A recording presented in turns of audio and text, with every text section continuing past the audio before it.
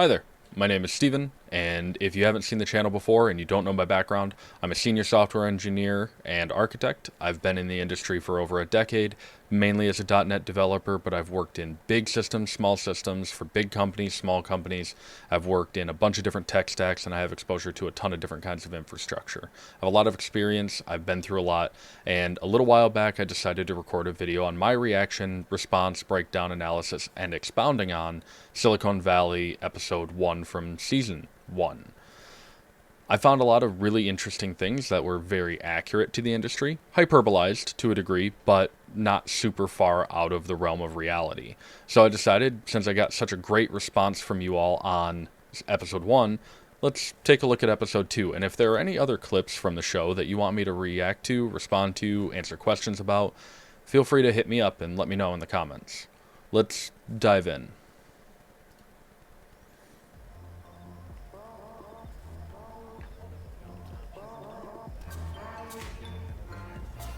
Holy shit. What the fuck is that? That is Jared Dunn. He Jared works for Gavin Dunn. Belson. Okay. What's he there Hey. for? Sorry if I scared you. I know I have somewhat ghost-like features. My uncle used to say, you look like someone starved a virgin to death. Yeah, I can see it. I hate this. I heard you were having a launch party. Yeah? Am I early? No? Oh, well then, a gift of congratulations. If Gavin sent you here, you should know that I've turned him down. I'm going with Peter Gregory. I'm actually picking up my check tomorrow, so I've made... Okay, so we got some great information there. He decided to not go with Gavin. He decided to go with Peter Gregory. I don't like Peter Gregory as a person. That's not why I'm here. I don't like Peter Gregory as a person, honestly. At least the character, which is very good writing, by the way, because I really don't like him. He's an eccentric. I'm not a big fan of that kind of eccentric. The Elon Musk type really is off-putting to me because they seem to lack a great amount of empathy. They can be very shrewd, very capable business people and tech people. However, if they suck to work with, then why would anybody want to be with them other than money? And that just doesn't sound like a good time to me. So, regardless, I talked in the first episode about how this is a good deal, where he was going for, I believe it was $200,000 for 5% of the company. So Peter Gregory retains 5% of the company, and the main character here, I can't remember his name, he gets the other 95% to do with as he pleases. This allows him to gain more capital, more growth, more freedom with the company to follow his vision and to be able to pay his bills and to be able to do more and reinvest and make new products if he wants to. So this was the better deal to go with. I'm a little bit concerned about Gavin, Gavin's lackey being here. It's a little bit concerning to me because there are a lot of implications to him being in this room. Is he a spy? Is he there to ask for a job? Is he there for... what? What's he there for? Super weird because he was really attached to Gavin's business. What was it? Hooli, I think it was. Something like that. So, anyway. It's a little odd. Watching you say no to $10 million to build your own thing. There's just something very exciting about that. Whoa, Yeah, there's whoa. a ton of What is he excitement there. doing here?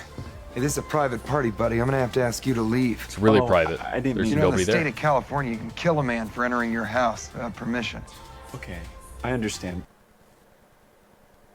Can you do that in California? That would surprise me, actually, coming from California. Thank you. Oh, Richard, I just want to say I really respect what you're doing here. And if you could ever Richard. use someone with my business development skill set, I would love to be a part of this. The fuck you will be. So he's there for a job, supposedly. I mean, that could be a lie. That could be a guise. But if he's there for a job, I mean, whatever. He's looking for a job. That's not that big of a deal as far as somebody genuinely going for that. But we don't know his true intent. We'll call you when we want pleated khakis. Oh, low blow, man. Come on. Is this a fucking domestic? why were you Who so mean to cares? him? he wasn't spying on us. He just said he likes us. He wants to join the company. Of course he does, Richard. Let me explain something to you. Your whole life you've been an ugly chick. But now Rough. suddenly you're a hot chick with big tits and small nipples. Oh, that kind of chick. So guys Come like on, that are man. gonna keep coming around. Don't be a slut, Richard. I mean, he's not wrong. People will take advantage of you. People will try to steal your ideas. People will try to infiltrate and get intellectual property so that they can invest in other developers to do something similar, maybe to a lesser effect, but get it out there beforehand. You see it all the time. People get their hands on a prototype, or they see a product launch image that is prior to trademark, or it's out of the country and it's trademarked in the US or whatever, and they still violate that law. I totally understand and respect being protective of the product and the business. It's good advice. Could have been worded better. Not a big fan of the derogatory terminology there, but whatever. Hopefully we get into more tech. Thanks for coming in, guys. We have a lot to do, so let's get started. Sounds great.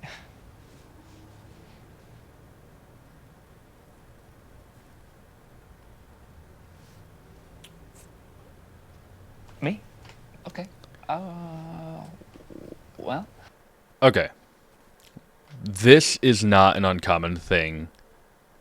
It's a tactic in a lot of interviews, tactic in a lot of pitch meetings and things like that, where the person that gets to make the decision or the person with the money wants you to just go through and give your pitch in some way, shape, or form for your future plans for the product, for the company, or what have you. Kind of like an investors meeting. It's not quite there yet. Even though he is an investor, he needs a current status. He needs to know where things are at. But not saying anything and not asking questions, not communicating what you expect to hear, especially to somebody that is new to this kind of communication or new to this kind of venture, is a really, really poor practice. In many cases, even neurotypical people are going to face issues trying to figure out what you're going for here. But in cases where you have a neurodivergent person, you are going to be even more abruptly disappointed because a lot of people that experience neurodivergence won't necessarily be able to pick up the social cue that you're looking for. So not only is it a bad tactic for neurotypical, but even for neurodivergent, it could be a worse tactic. So this is crap. I really don't like this, but it does happen. It's fairly accurate. There should have been some sort of email or some sort of communication ahead of time saying, hey, be prepared to give us this information or that information or what have you. We're just really excited to get going, Mr. Gregory. Yes. Who's we? Myself, him, the guys back at the house. Guys? What guys? Who is this? Erlich Bachman. I'm an entrepreneur, much like yourself. Erlich, I'm never going to remember that name. I'm sorry.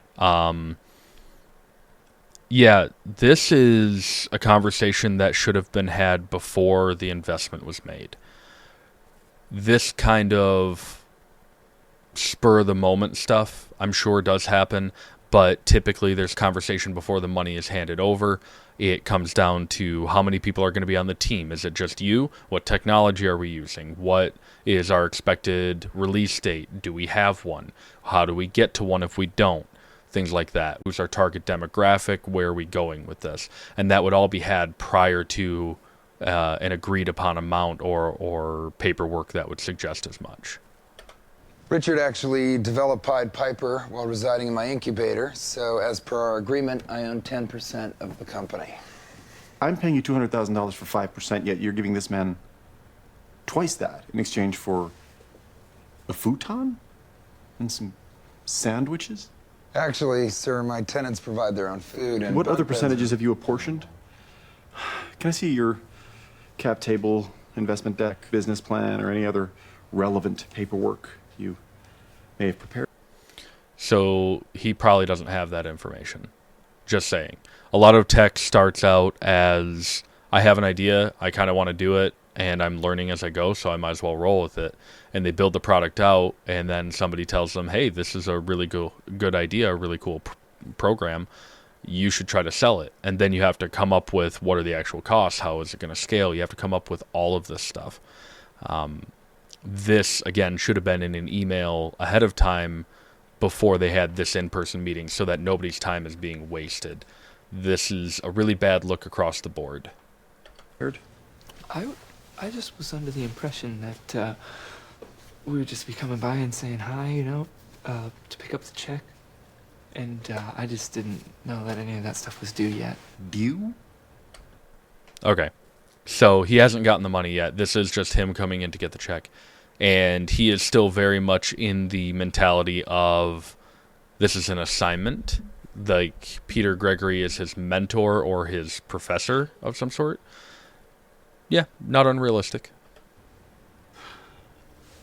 But also I think Peter Gregory has a fetish with hating school, right? This is not college, Richard. I'm not going to be giving you a course syllabus. You turned down $10 million to keep Pied Piper.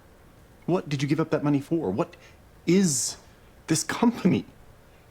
What did I buy? You bought the algorithm, which... No!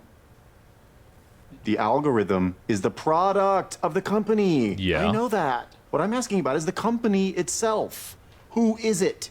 What do they do? Are they essential? Or do you just throw a percentage at them like you did with this guy? This all must be worked out now. Well, now is a little bit tight, but When that you goes with the said eccentric you'd types. guide us through some of the stuff, I thought that this was the stuff you'd be guiding us through. Yeah. I cannot guide you until you give me something to guide. Okay. He's right. Peter Gregory is correct. He cannot guide unless he is given information.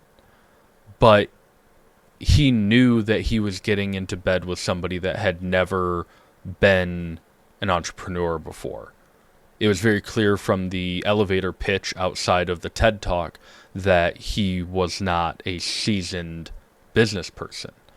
So I don't understand why Peter Gregory is being such a jerk here, other than it's supposed to be some play on his eccentricness, so to speak. Come back in 48 hours with an airtight business plan, a clear go-to-market strategy, and a 3-year summary P&L, or there will be no check.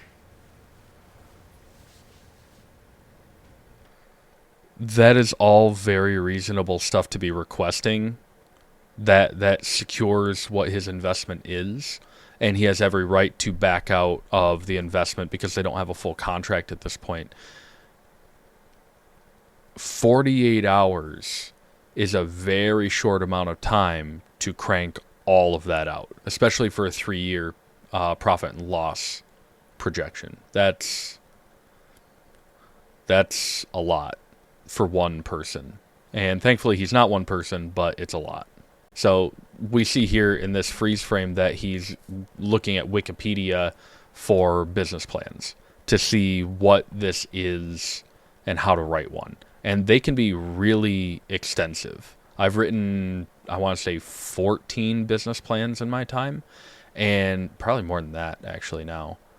But I've written a number of them, and it's not uncommon for mine to be anywhere between 30 and 80 pages long. It all depends on the level of detail that you're looking to get into, if you're including glossaries, if you're including references, if you're pulling in outside pictures or infographics, things like that. It can get dense, but it has to be something that's concrete that you can reference to see how successful you are. When you get into business and you're actually selling a product, then you start looking at other metrics to see how successful you're being as well, such as KPIs. I believe Intel made KPIs, but I could be wrong on that one. A quick aside, a lot of times you may be tempted in the year 2024 to use AI to write your business plan. It's not a good idea. First of all, AI, specifically ChatGPT, does not have good live data. A lot of people know this, a lot of people don't. It doesn't have good live data. So it is skewed by an older data set. That means that it will not provide a reflection of the current status of the market. And even though you can use it to kind of zhuzh up your verbiage, it's still not a great idea. Because then if somebody finds out that you've been using AI for this, it will show you or make you look like you are incompetent or incapable of expressing yourself. And as a CEO of a company, you need to be able to express yourself. You need to be able to express the vision of the company. You are the pinnacle representative of the organization. Peter Gregory said specifically to trim the fat. They actually tried to diagnose me with a wasting disease because of my slender frame. So, You know what? That's feels like something I would have said like 6 years ago. Except I wasn't skinny at all, so that would have fallen on kind of deaf ears. Anyway, not fully applicable. Anyway, yeah, cut in the right business guy. And if he's looking to trim the fat and he's listening to Peter Gregory, cut out Ulrich. Sucks, but he should, at least from a business perspective. He's not a good guy. He's not nice to you. He does the things that you don't want him to do. He doesn't help you.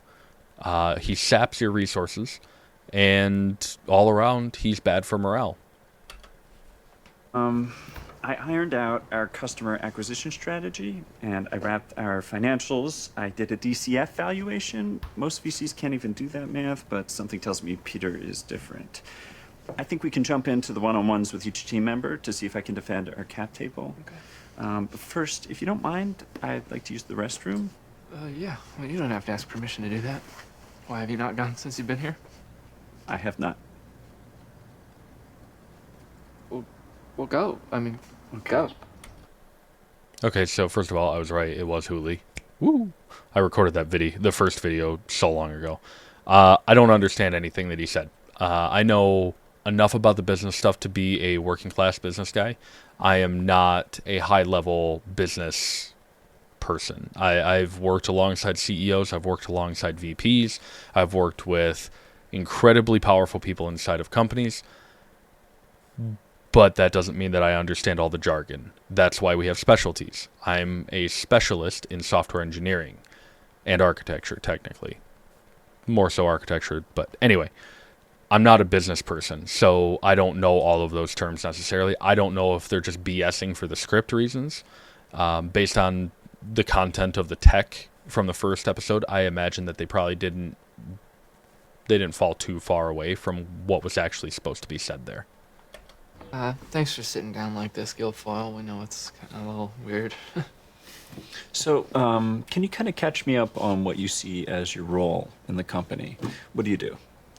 What do I do? That's ought to be good. System architecture, networking, and security. No one in this house can touch me on that. Okay, that's good to know. But does anyone appreciate that? While you were busy minoring in gender studies and singing a cappella at Sarah Lawrence, I was gaining root access to NSA servers. I was one click away from starting a second Iranian revolution. I actually went to Vassar. I prevent cross-site scripting. I monitor for DDoS attacks, emergency database rollbacks, and faulty transaction handlings. The internet, heard of it, transfers 0.5 petabyte of data every minute. Do you have any idea how that happens? All those YouPorn ones and zeros streaming directly to your shitty little smartphone day after day. Every dipshit who shits his pants if he can't get the new dubstep Skrillex remix in under 12 seconds. It's not magic, it's talent and sweat. People like me ensuring your packets get delivered unsniffed. So what do? I make sure that one bad config on one key component doesn't bankrupt the entire fucking company. That's what the fuck I do. Okay. We finally actually have some tech that I can talk about. These people exist, and I've worked with them, and they are brilliant. However, don't ever let this man speak to Peter Gregory. Ever. Or any of your investors, or your customers. These are what we call back-end engineers. He works in security? Yes, absolutely. Packet sniffing? That's a thing. It's largely automated through a lot of security measures, but you can absolutely be double secure. There's nothing wrong with being double secure. In many cases, it's very encouraged. writing algorithms or systems to process network data that comes through in packets. Kind of, if you imagine at a bank, they have the vacuum tubes that have the little cylinder that goes up. Imagine those hold on to your data, and when it goes up into the internet, it goes through this kind of tube and it shoots all over the place wherever it's requested. Yes, quote unquote, the internet is a series of tubes. It's not, but it's a decent representation of what data transfer looks like, or what it's modeled after. When he says that he does security, that I totally believe. When he says architecture, I'm curious, because there are a number of different kinds of architecture. There is hardware architecture. We're talking something like CPUs, what format or what form factor they take, their design implications, things like that. That's hardware architecture. If he's talking about software architecture, I don't know that I believe that, because it seems to me that Pied Piper is an application put together by Charles, or Charlie, or whatever his name is, because he designed Pied Piper. It was his idea. He built it. I don't know how much this other guy helped. These two right now are interviewing him, just asking what he does so they can get a current status, so that they can provide that to Peter Gregory. Totally accurate, very valid. The way that he gets very defensive and he is jumping the gun and making assumptions, it almost seems as though he thinks that he's on the hot seat to be fired or to be cut. And to be fair, I haven't seen any of this episode before this, so I don't know if that's what this is about. But it seems to me that this would be just a current state for what Peter Gregory needs. So let's hop back in. I mean, that's basically what I told him. Listen, wherever we end up here, I just want to say that I feel I should get more equity than Dinesh. I know Guilfoyle probably came in here and puked out a bunch of tech specs, 3/4 of which are total horseshit. Did he bring up the Iranian Revolution thing? Yeah, those words mean nothing. But here's the fact. I didn't touch on that. No way. Like it's the COD player that says that they have, or that they're a Marine with 39 confirmed kills or whatever. It's incel Reddit BS. Don't believe any of that. It's just trash. It's them trying to hide their insecurity. So yeah, just don't believe that side of it. But yeah. I'm the only one of these clowns that can code in Java. And I write sleek, performant, low-overhead Scala code with higher-order functions that will run on anything. Period. End of sentence. So basically, I think whatever equity I get, it should reflect that I contribute more than Guilfoyle. So he mentioned specifically that he writes in Java. That's fine. That would be, I mean, that's a key language that's out there. It's one of the big ones. It is highly adaptable. You can run it on pretty much anything. There are a number of very lightweight devices as well as enterprise level devices that run Java. It just it depends on what packages or what libraries, what functionality you need. And when he talks about Scala code, I'm not entirely positive how he's integrating that into that conversation. But when he says he writes sleek, performant code, that tells me that he's writing well-architected, clean, reused code of his own, where things are not duplicated. The less duplicate code you have, the better off you are, because it prevents bugs in the future, and it makes it easier to crush bugs when you get them, because you only have to go to one place instead of potentially 35. So, for the most part, that didn't seem like it was too much gibberish, but the Scala thing threw me off. I'm also not a big Java developer. I did Java development for like 2 years, on and off, so. This is weird. I know, right? It's what everybody's been doing. Guilfoyle did this? It's just a formality to get me caught up. Okay. So what makes you a value to the Pied Piper team? Programming, I guess. Pretty good at code. Develop algorithms, so forth. Different from the type of algorithm Richard created? Well, yeah, like not as good. Richard's a 10xer. I'm like barely an xer. Kind of suck. Smoked you and Okay. I mean, not really understanding the weight of what that meeting is and the way that it was pitched to him. I can understand taking that like laissez faire kind of approach. If he's writing algorithms, I imagine just like Richard, he's probably a comp sci guy. I'm an information systems guy. If you don't know the difference, it's totally fine. Not a lot of people do outside of the tech space. Info systems is more business side of things. So we deal with business software, building systems for people to use for businesses and things like that. Whereas the comp sci people are typically more algorithmically more focused, more mathematically focused.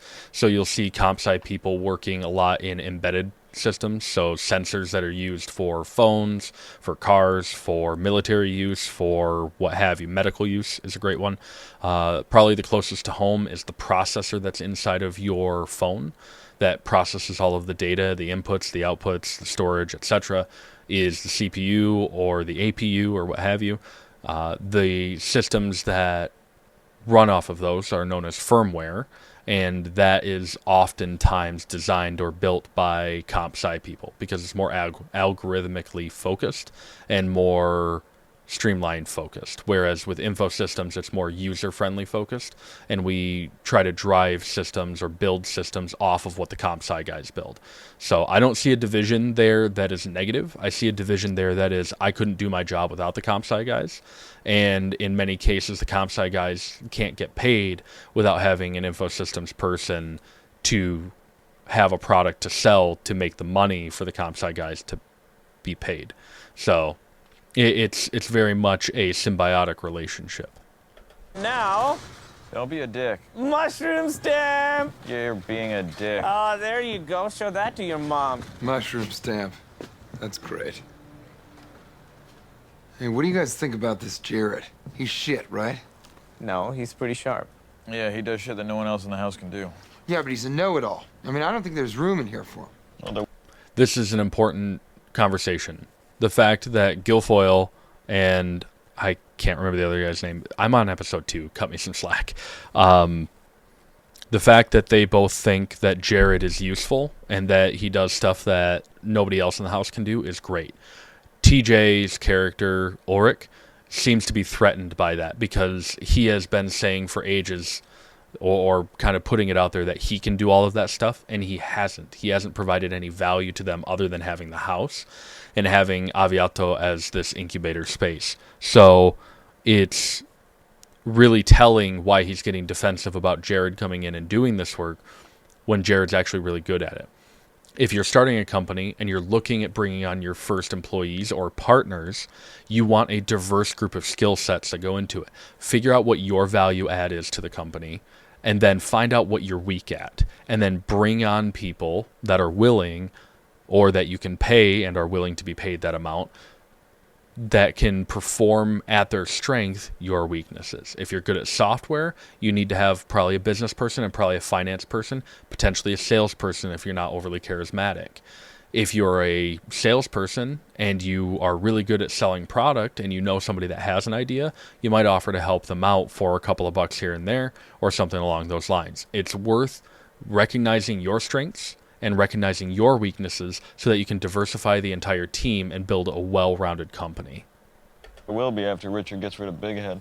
Wait, Richard's getting rid of Big Head? Why? Listen, we all love Big Head, but the truth is he's not as good of a coder as I am, not as good at system architecture as Guilfoyle, not as good at being a prick as you. No offense. Yeah, he's a lightweight at everything. Brings nothing to the table. That's unfortunate. Because he also lacks confidence. In many cases, I'm a huge proponent of bringing on understudies or bringing on green people, people that may not be as talented as your top tier guys. So Charlie seems to be really good at algorithms, and like I forgot to mention this earlier, but he doesn't seem to be as good at algorithms. So he's putting himself down saying, oh yeah, no, I'm a tenth of what Charlie is. And that doesn't keep his job well, which really, really sucks. At the same time, if he never is in a room with people smarter than him, he's never going to learn. So if you have the room to keep somebody on that is trying to learn, do your best to do it if you can. In this case, because they're a startup and they're trying to fight for Peter Gregory's money, it can be a really, really difficult situation to be in. So I don't know what they're going to do here. But if I were in their shoes, I would much rather have another coder and have Jared as the business guy rather than keeping Ulrich around.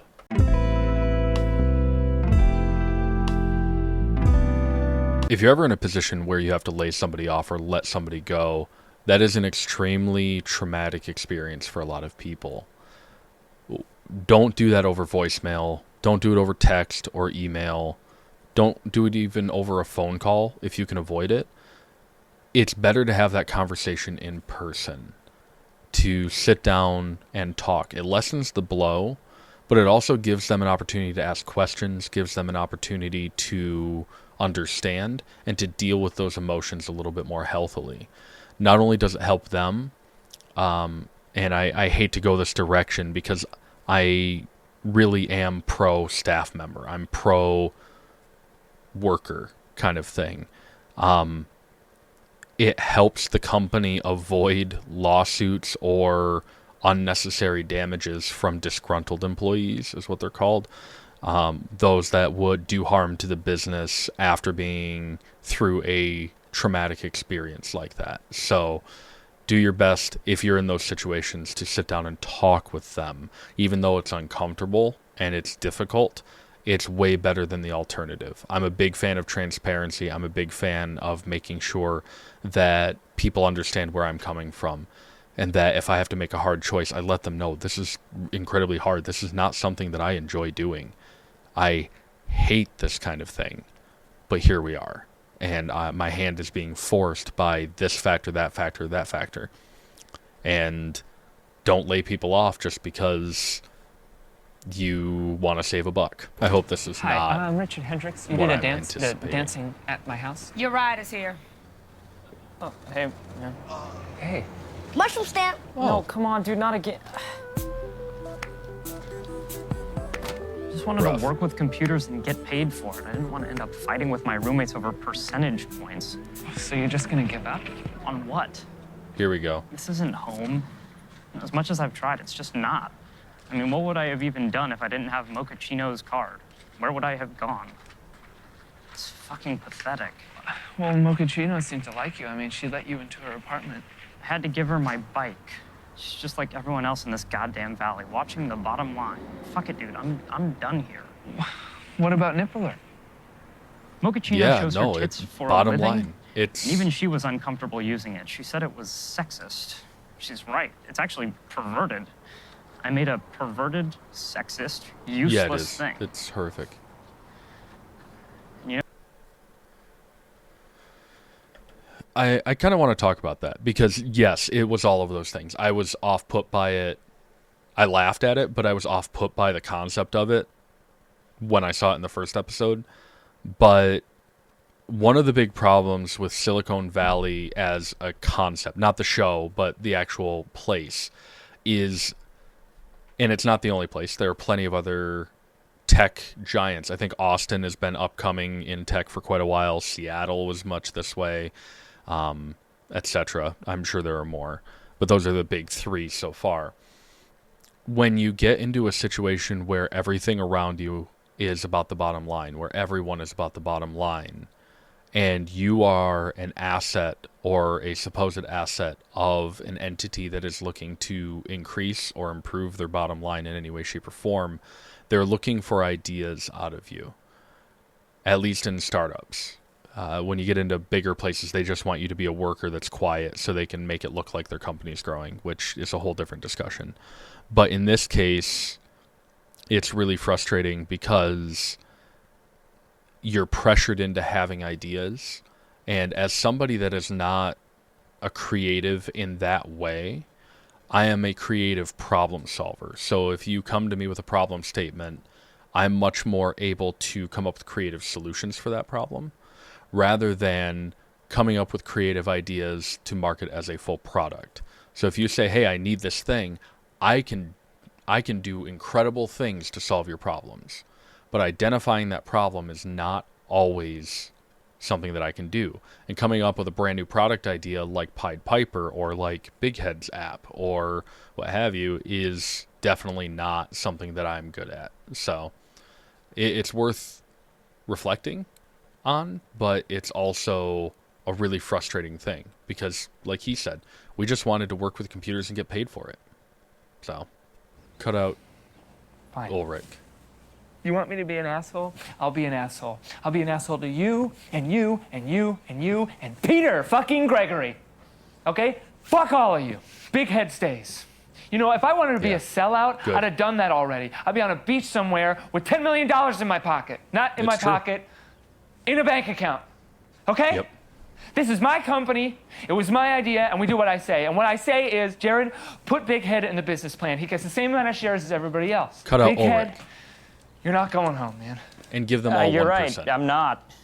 Gavin Belson just offered me a huge promotion for $600,000 a year to steal me away from you guys. What? Yeah, for revenge, because you took Jared. So you're like the VP of spite? Oh, but you have to do me a favor, Richard. If you run into Gavin ever, you have to act really upset about it, you know? Oh, but I am upset.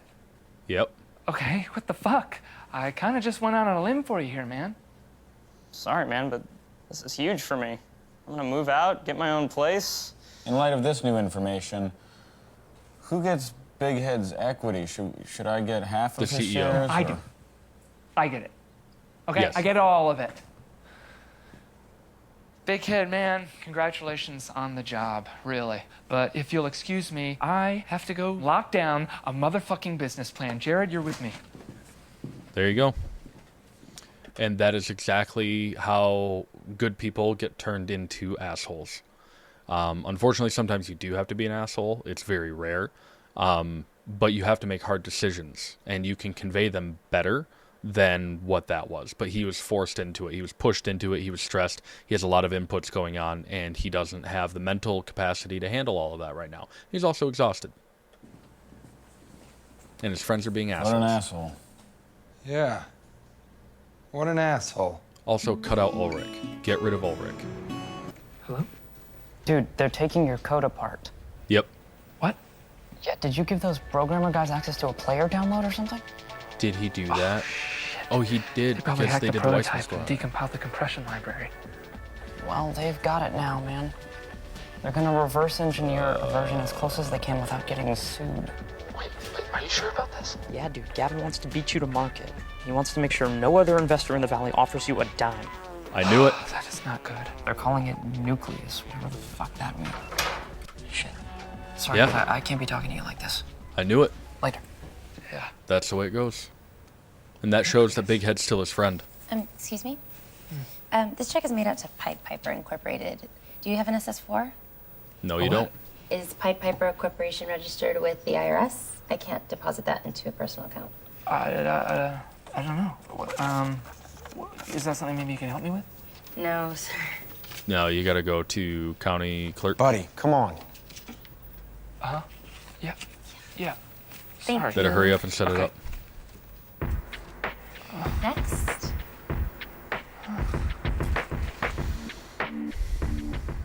Yeah, it's disorienting. There's a lot that goes into it. I didn't know that Mike Judge worked on this.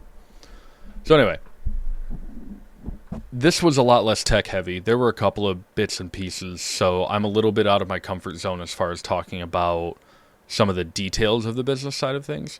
But this does still feel very much like working for more cutthroat, smaller startups. It still seems ever so slightly hyperbolic. The characters are much more grandiose than I think most people probably would be, but they're in the vein that they need to be in. As much as I hate TJ Miller's character in the show, Ulrich, and I think that he should have been cut more so than any of the others because he's more useless than Big Head, I still appreciate the writing because those people do exist. Overall, pretty solid episode. Just not as tech heavy as I would have preferred. We'll see, I guess, maybe what episode 3 looks like. Let me know if you want me to react to that one. thanks. And until next time, have a good one.